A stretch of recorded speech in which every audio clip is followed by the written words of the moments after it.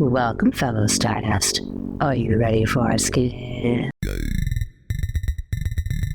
Today, we're comparing two iconic films, the original and remake of Cat People. The 1942 supernatural horror movie was directed by Jacques Tourneur and produced by Val Lewton for RKO Pictures. The 1982 remake was directed by Paul Schrader and was produced by Universal Pictures. And for this discussion, I'll be joined by a very special returning guest, Terence Miguana, the fellow creator and patron who started this whole comparison series in the first place with the haunting movies. Please join me in welcoming back Scare Bear. Wow! Hi, Marie. How are you doing? Hello. Good to see you, Terry. Good to see you. And thank you so much for coming back for another chat. Oh, my pleasure. Really looking forward to discussing these two films with you. Yes, I'm so excited. I was actually a little skeptical when you brought these two films up, but very intrigued. I'm so glad you insisted on covering these films because they are beautiful. There's a lot to talk about with these, and I'm just so excited that both films were first-time watches for the both of us. And that was kind of my intention, was because I'd heard so much about these movies over the years, and they've always escaped me. And I thought, wow, this would be a great opportunity to watch them both and discuss them both. Hell yeah, yes. And so the 1942 classic premiered at the Rialto Theater in Manhattan, captivating audiences with its low-budget, high-suspense narrative. It introduced us to Irina Dobrova and her haunting fear of an ancient curse that transforms her into a panther when she becomes jealous or aroused. Fast forward to 1982, and the story takes a twist with Nastassja Kinski portraying Irina in a more sexually charged and visually intense reinterpretation. Both films explore themes of transformation, sexual repression, and the beast within, making them compelling subjects for comparison. Both films also offer fascinating insights into the evolution of horror cinema and cultural storytelling. So Terry, you told me the other day that you watched these as a double feature back to back. What were your initial thoughts of both films? Well, first of all, if anyone's going to watch them back to back, I must insist that you watch the 1942 version and then the 1982 version, because it just wouldn't work, I don't think. But yeah, it was. I thought the first one was an extremely compelling story, right? Even though it doesn't have dazzling special effects or like gore, I was thoroughly entertained by the original film. Even though you might say it looks a bit clunky, the 1942 sort of dialogue, the acting style seems old. I don't think so. I think it's brilliant, and I loved its uses of jump scares. And from what I understand, it was one of the first jump scares. Don't know if that's one of the facts, but yeah. But yeah, I loved its use of jump scares in it. Which I think one of them was eventually became the Newton jump scare, because after Val Newton, they nicknamed it after him because it was so effective. But yeah, I was immensely. I loved the first one. In fact, I loved it so much that when I started watching the second one, I was more offended by the second one. Even though after watching that, I loved that also. But I just found that the liberties that it took with being more explicit, not just with the violence, but also the sex as well, I felt took away a lot of what made the original one so special. But I understand it's a different beast. Oh, sure. Right? And the 80s, baby. Yeah, exactly. And from what I get as well is that Paul Schrader, who directed the second one, wasn't really intent in making a remake of Cat People. He was more interested in other aspects of it rather than, following the original beat for beat. In fact, I think one of the biggest letdowns for me with the remake is when it does try to do sort of callbacks to the original, such as the classic swimming pool scene. Oh, yeah. That was so effectively done in the original, but I don't think it worked as well in the remake. It felt as though it was kind of shoehorned in there just to go, hey, remember this classic scene? right? We Oh, can't do a yeah. King Kong remake without the Empire State Building. So with cat people, it's the same. It's like we've got to have the swimming pool. For me, also, there's a scene in the 80s that was almost worse than what they did in the 40s. I'm like, how does a film 40 years later do it worse? And it was when the sister walks up to them at the bar. I'm like, Yeah. it worked so much better when they were having their engagement party at the restaurant versus at this bar. It just was so jarring and it didn't vibe as well as in the original. Anything you want to know about this city, ask me. I know all the unimportant details. Mon ancestor. Mon ancestor. Grab me when I want to die. Overhand or underhand? Under. I know the type. And there was this one boy. Mi hermana. What? Mi hermana.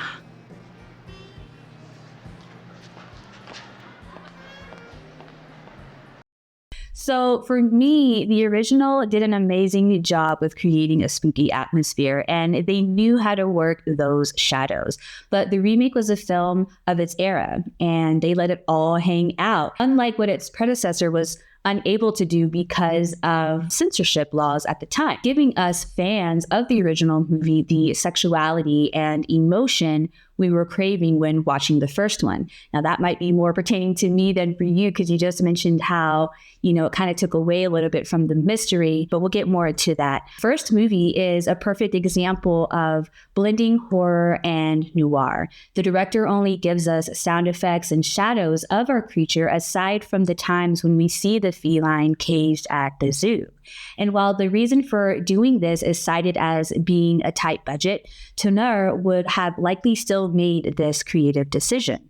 Producer Val Lewton had been writing for MGM before being offered a production team by RKO to produce a string of low-budget horror films.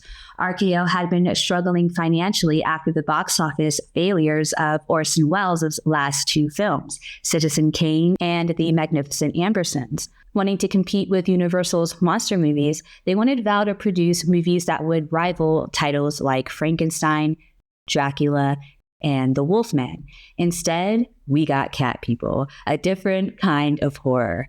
With a small budget of $140,000, small even in the 40s, Val Lewton's first production ever and first film for RKO was hugely successful, grossing $2 to $4 million, even though sometimes that is debated. Val would go on to produce 10 more movies for RKO throughout the 40s. The three rules that Val Lewton had to abide by when creating these movies were the budget had to be under $150,000, and the film had to be under 75 minutes, and supervisors would provide the title before the start of production, just like they did with Cat People. And as much as I love a good creature design and practical effects, I also deeply appreciate an artist who can evoke fear from its audiences with only music, slanted camera angles, and dramatic lighting. I do love that lead actor. I thought she was fantastic. Absolutely was smitten by her performance.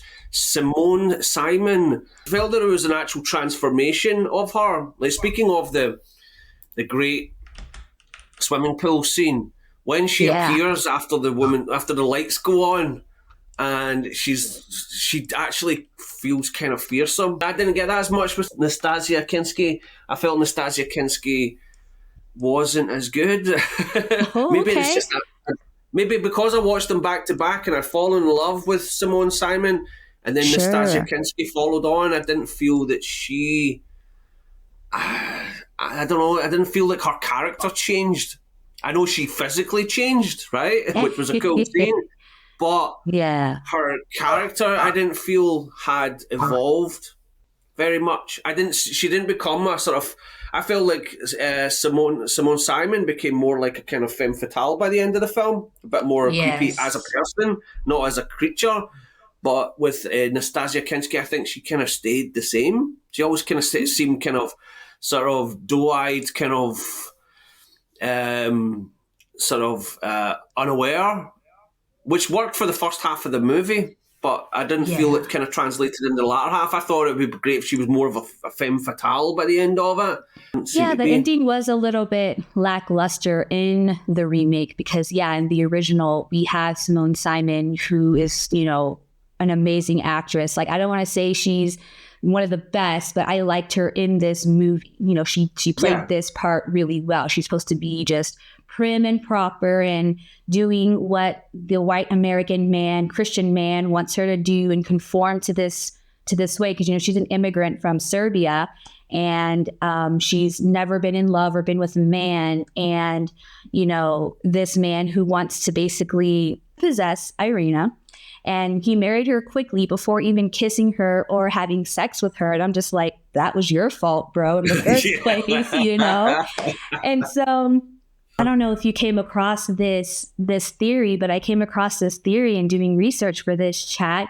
And again, like in The Haunting, lesbianism came up. And I'm like, that's an interesting theory. Maybe she didn't even like men in the first place because we have Alice, who she's chasing around most of the time, not because she's in love with her, but, Alice is the one that gets a lot of the attention over Oliver. That's right, because there's this book, Monsters in the Closet, by film theorist Harry Benshoff, that argues that Cat People is about homosexuality, that says it was kind of, it played out a growing awareness of homosexuality at the time. Yeah. So, it's seen as one of these kind of groundbreaking movies in that aspect. But do you know what it is? I think, and I think one of the great horror films, whether it's the Texas Chainsaw Massacre or The Shining, they leave enough empty space so that we can see things that might not be there or they could be there. And I think Cat People is a perfect example of that.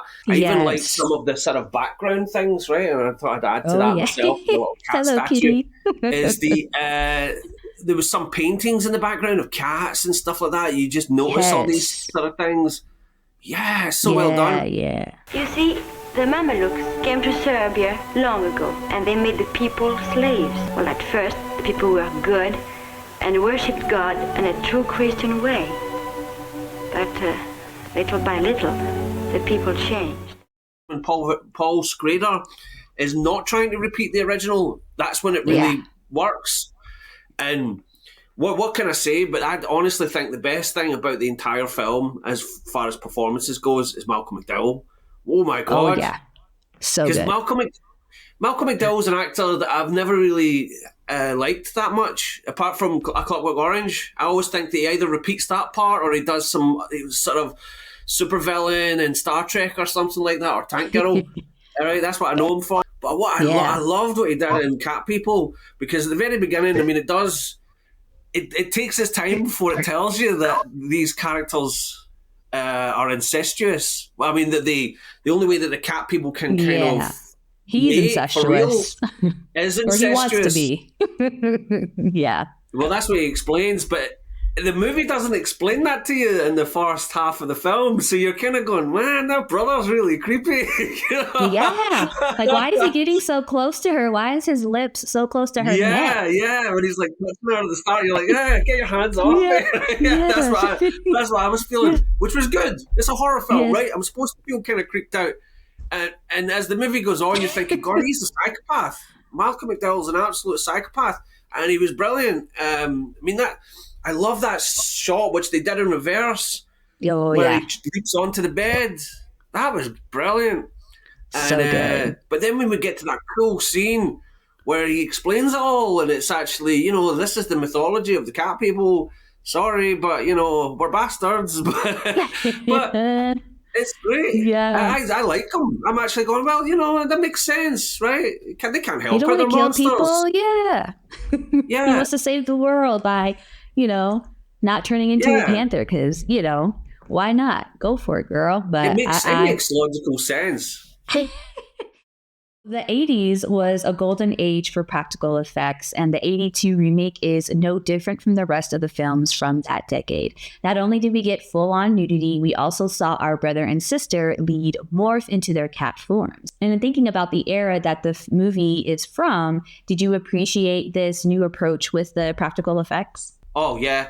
Do you know what I really appreciated when she did transform into a cat creature? They didn't repeat what An American Werewolf in London and The Howling had did the year before, because those were jaw-dropping, those movies, right? And I thought, I mean, that was one of the reasons I haven't seen Cat People for such a long time, because An American Werewolf in London, throughout my childhood, I refused to watch because I seen it as a kid and it terrified me. It was my first major horror film, right? So it really had an effect on me. That and the Thriller video, which were both done by Rick Baker, effects-wise, and John Landis. The effects just blew my mind. And Cat People, I always remember seeing it in the video store and looking at the video cover going, oh, that's one of those Werewolf in London type movies. I don't want to see it, so I avoided it for all that time. But yeah, the effects were good. I loved how they went for a different type of transformation, where she kind of burst out of the actual skin.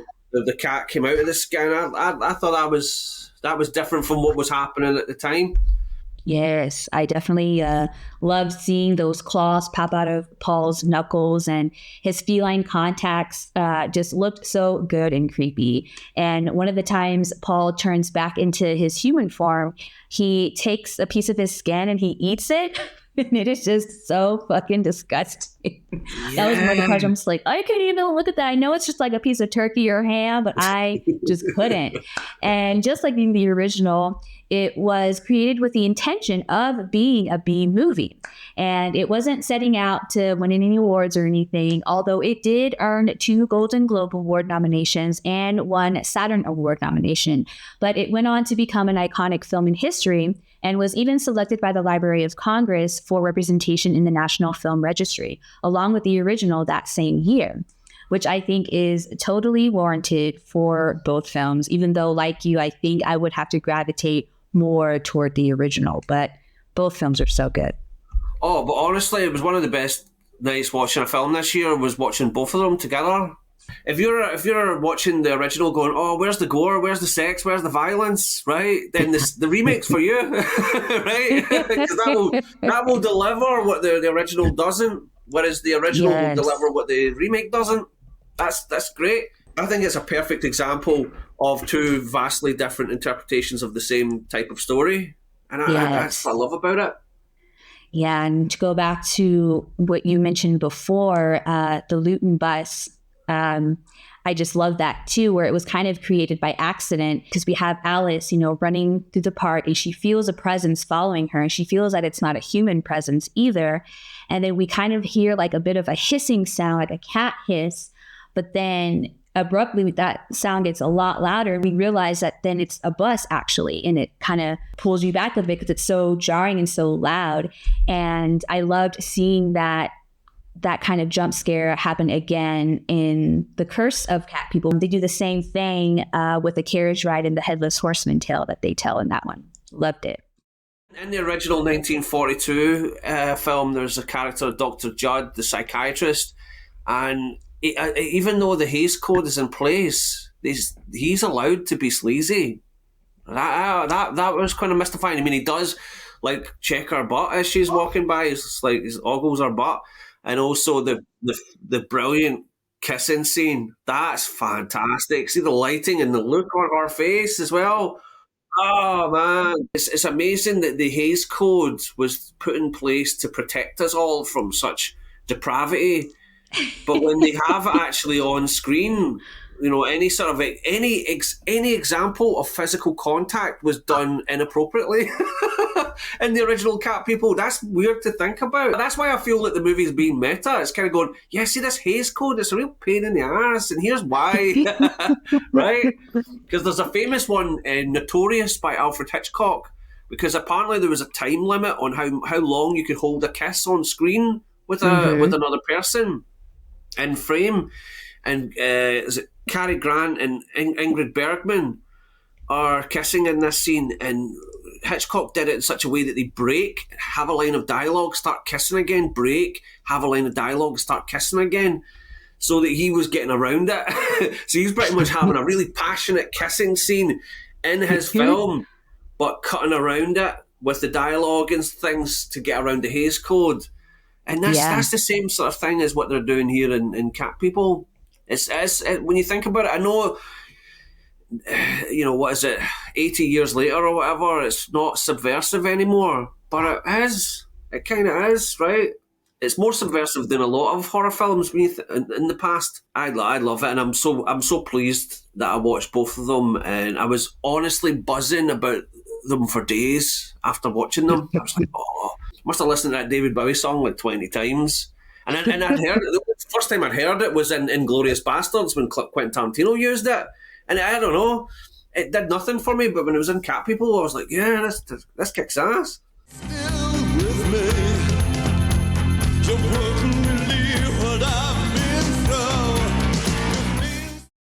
The one thing that kind of puzzled me about it, though, is it was set in New Orleans, and it seemed desolate for some reason.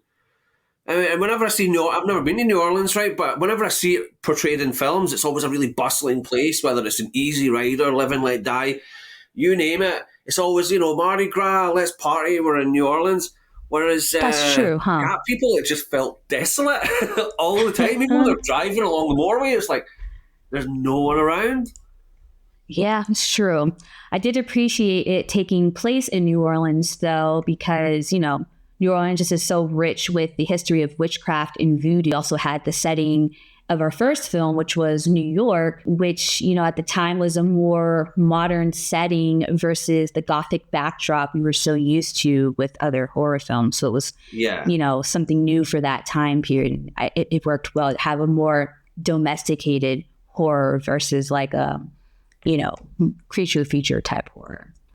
The original was definitely successful in using avant-garde symbolism to overcome those industry censors to tell this classic were story. And so it's funny when towards the end we have Alice and Oliver in their workplace where Irina comes to attack them. He's using one of his, tools, not a protractor, but I forget what you call them, but it just looks like a cross in the silhouette. Again, just reinforcing my idea of like the Christian white, persona versus anything else that's not like it. Yes, the other. Yes, the other. Exactly. And the fact that she's foreign as well in the mythology of the Cat People, it comes from a foreign land, sort of plays into that. Whereas I don't think the remake does that. I feel like the remake just makes it, it's mythological, but it doesn't make it into that kind of sense of the other. You don't feel, even though Nastassja Kinski's a German actor, you don't feel that she's treated like another by the rest of the cast. She feels she's part of the gang. That was the one thing that kind of, that was the one thing that kind of gypped me. And when I watched the remake, was her and Alice didn't have this rivalry like they had in the original. Because I like the love triangle. I like good love triangles. I used to watch a lot of soap operas as a kid, and I like a good love triangle. And the remake doesn't give me that. And I thought it was really strange that when she meets Alice in the remake, they got on really well straight away. And I was like, oh wait a minute, what's going on here? When they introduce themselves to each other, I'm like, oh, that's just the nice part. They're going to get ugly later. But no, it just stays chill. It stays that way. Yeah. I guess that Paul Schrader at the time is feeling that that's been done, right? That whole, we've seen that to death, so let's not go that way. I wanted the love triangle again, as cliched as it is, right? It just adds a bit more conflict, a bit more drama. And I felt Annette O'Toole had nothing to do in the remake, really. She was just there to just play that part, but without any direction, without any sort of purpose. Sure, I feel that. Yeah. I feel like I'm being really hard on the women in the film, but that it's not through their performances. Annette O'Toole is a great actor, and so is Nastassja Kinski. I've seen them in much better films, much better roles for them. Yeah. But they're underutilized. The script isn't giving them enough to do, I think. And I know for a fact that Paul Schrader got mildly obsessed with, well, saying it mildly, he got obsessed with Nastassja Kinski while they were making this film. Yeah. And I think that shows. I don't think she's actually presented as a fully rounded character. She's more of an object of desire. Yeah, and she's just a sexual object, 100%. Yeah, and I'm like, come on, give her more to do. And she can do better. The thing is, I've seen her in other films, like Unfaithfully Yours, which was a comedy she was in with Dudley Moore. that came out a couple of years after this. I thought she was fine in that. Give me that femme fatale. Give me that powerful character that she becomes like her brother was at the beginning. He was totally in charge of being a cat person. Even when they have that discussion in the desert, he established that. So I think that should have been the jumping off point where she's like, right, okay, now I'm Catwoman. I can kick ass. Yeah, right. I agree totally. And that was the funny thing, is when he signed up to do the movie, he's known for making very personal type movies like he wrote Taxi Driver, he wrote Raging Bull, and he directed probably his best film is this terrific film called Mishima, A Life in 4 Chapters. That is a gorgeous movie. That came out about 3 years after Cat People. It's perfect in every way. And but anyway, he had an affair with Nastassja Kinski while making the film, and she didn't really want to take it any further than that, right? Apparently, allegedly, and he pretty much, it kind of ruined his life at the time. Oh, it did. I didn't realize it was that bad, because the guy heard that he wanted to go propose to her, and she was like, "Bro, leave me the hell alone. I fuck all my directors," but allegedly she said that, and she denied it, but I didn't realize it. Was he married at the time or something? I think or what? So, yeah. He was. Oh, okay. Yeah. I don't know if he was married, but he was in a serious relationship, and it kind of all went. Tisk. To dogs. It happens a lot on movie sets, man. Movie sets are a dangerous place for people in relationships. All right. Well, so out of 5 Rainbow Skulls, what would you rate each film out of 5? I would say the first one 5 for what it is, right? I would give it a full 5 because it is a low budget, 80-year-old movie. So it does have that rickety 40s acting and stuff. There's no special effects, 0 special effects, but tons of atmosphere and a great story. And it's over and done in 5 minutes. Well, 70 odd minutes, right? It feels that way, but it just goes in like a shot. But yeah, 5 stars for that, and I would say 4 for the remake, just because it's an intensely stylish movie. It has some flaws here and there when it tries to remake the original, when it tries to pay homage to it. That's when it falls on its face. But when it's being its own beast, when it's doing its own thing, it is excellent. The style is gorgeous. The music's fantastic. And Malcolm McDowell is the best role I've seen him do outside of Clockwork Orange. He's so good in this movie. And 4. I'd give it a 4. Rainbow Skulls out of 5. Wonderful. For me, I would give the original 4.5 Rainbow Skulls, and I'll give the remake 4 Rainbow Skulls out of 5.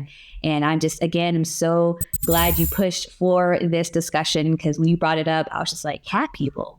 Why do we want to watch cat people? But, you pressed and pressed. And I was like, all right, we'll do cat people. Let's see what's up. And I'm just so glad you did. So thank you. Thank you very much. Yep, exactly. You sure did. Well, do you want to do you have anything to share about what you've got going on? I know your channel is on a bit of a pause, but did you have anything you want to plug or share? No, not really. But you can comment. I've got tons of old content. You can look at my old stuff. It's not that dated, right? But I do plan on doing some new stuff in the new year. But I've got my plans have got a habit of falling flat on their face. So I don't know. It's all good. I can't promise anything. But yeah, I just want to add, it's been great to be on this channel again. I love being on this channel. It's always a lot of fun. It's always great discussing movies. I mean, that's been a habit of mine my whole life. But yeah, thank you so much for having us on the show again, DeRay. I really appreciate it. Of course. Thank you so much. And can't wait to do it again very soon. And there you have it, Stardust, our comparison of the original and remake of Cat People. And take a look down in the description. You'll see all the links for Terence's socials and YouTube channel. And until next time, Stardust. Peace.